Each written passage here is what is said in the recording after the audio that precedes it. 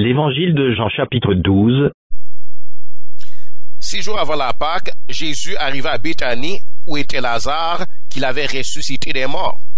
Là, on lui fit un souper. Marthe servait et Lazare était un de ceux qui se trouvaient à table avec lui.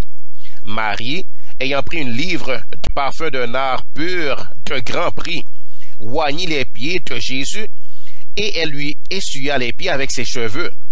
Et la maison fut remplie de l'odeur du parfum.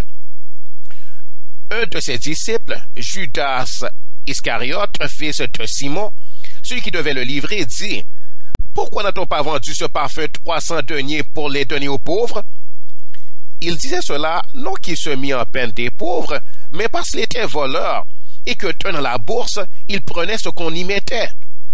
Mais Jésus dit: « Laisse-la garder ce parfum pour le jour de ma sépulture. Vous avez toujours les pauvres avec vous, mais vous ne m'avez pas toujours. » Une grande multitude de Juifs apprirent que Jésus était à Béthanie, et ils y vinrent, non pas seulement à cause de lui, mais aussi pour voir Lazare qu'il avait ressuscité des morts. Les principaux sacrificateurs délibérèrent de faire mourir aussi Lazare, parce que beaucoup de Juifs se retiraient d'eux à cause de lui et croyaient en Jésus. Le lendemain, une foule nombreuse de gens venus à la fête, ayant entendu dire que Jésus se rendait à Jérusalem, prirent des branches de palmier et allèrent au-devant de lui en criant: « Hosanna! Béni soit celui qui vient au nom du Seigneur, le roi d'Israël! » Jésus trouva un ânon et s'assit dessus selon ce qui est écrit: « Ne crains point, fille de Sion, voici ton roi vient, assis sur le petit d'une ânesse. » Ses disciples ne comprirent pas d'abord ces choses, mais lorsque Jésus eut été glorifié, ils se souvinrent qu'elles étaient écrites de lui, et qu'il les avait accomplies à son égard.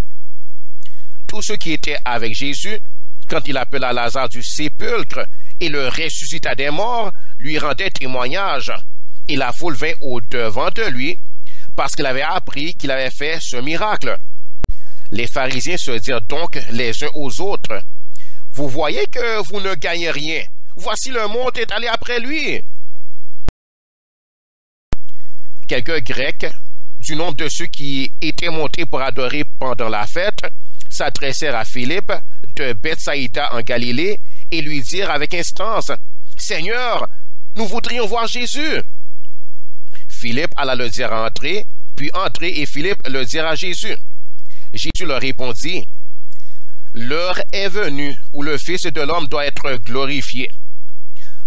En vérité, je vous le dis, si le grain de blé qui est tombé en terre ne meurt, il reste seul, mais s'il meurt, il porte beaucoup de fruits.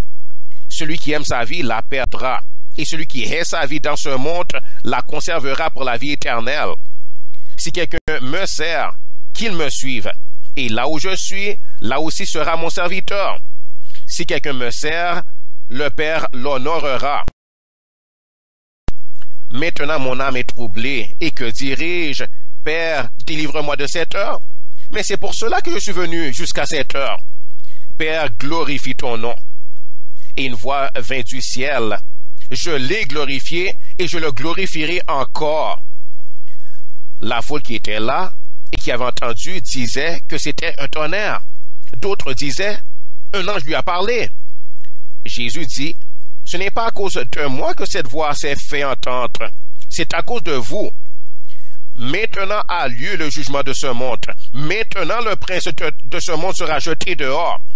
Et moi, quand j'aurai été élevé de la terre, j'attirerai tous les hommes à moi. » En parlant ainsi, il indiquait de quelle mort il devait mourir. La foule lui répondit: « Nous avons appris par la loi que le Christ demeure éternellement. Comment donc dis-tu, il faut que le Fils de l'homme soit élevé? Qui est-ce, ce Fils de l'homme? » Jésus leur dit: « La lumière est encore pour un peu de temps au milieu de vous. Marchez pendant que vous avez la lumière, afin que les ténèbres ne vous surprennent point. Celui qui marche dans les ténèbres ne sait où il va. Pendant que vous avez la lumière, croyez en la lumière, afin que vous soyez des enfants de lumière. » Jésus dit ces choses, puis il s'en alla et se cacha loin d'eux. Malgré tant de miracles qu'il avait faits en leur présence, ils ne croyaient pas en lui. Afin que s'accomplisse la parole qu'Ésaïe le prophète a prononcée. « Seigneur, qui a cru à notre prédication? Et à qui le bras du Seigneur a-t-il été révélé? » Aussi ne pouvaient-ils croire, parce qu'Ésaïe a dit encore, « Il a aveuglé leurs yeux, et il a endurci leur cœur, de peur qu'ils ne voient des yeux, qu'ils ne comprennent du cœur, qu'ils ne se convertissent, et que je ne les guérisse. » Et Isaïe dit ces choses lorsqu'il vit sa gloire et qu'il parla de lui. Cependant, même parmi les chefs, plusieurs crurent en lui. Mais, à cause des pharisiens, ils n'en faisaient pas l'aveu, dans la crainte d'être exclus de la synagogue, car ils aimaient la gloire des hommes plus que la gloire de Dieu. Or Jésus s'était écrié, « Celui qui croit en moi, croit non pas en moi, mais en celui qui m'a envoyé. Et celui qui me voit, voit celui qui m'a envoyé. Je suis venu comme une lumière dans le monde, afin que quiconque croit en moi ne demeure pas dans les ténèbres. Si quelqu'un entend mes paroles et ne les garde point, ce n'est pas moi qui le juge, car je suis venu non pour juger le monde, mais pour sauver le monde. Celui qui me rejette et qui ne reçoit pas mes paroles à son juge, la parole que j'ai annoncée, c'est elle qui le jugera au dernier jour. Car je n'ai point parlé de moi-même, mais le Père qui m'a envoyé m'a prescrit lui-même ce que je dois dire et annoncer. Et je sais que son commandement est la vie éternelle. C'est pourquoi les choses que je dis, je les dis comme le Père me les a dites.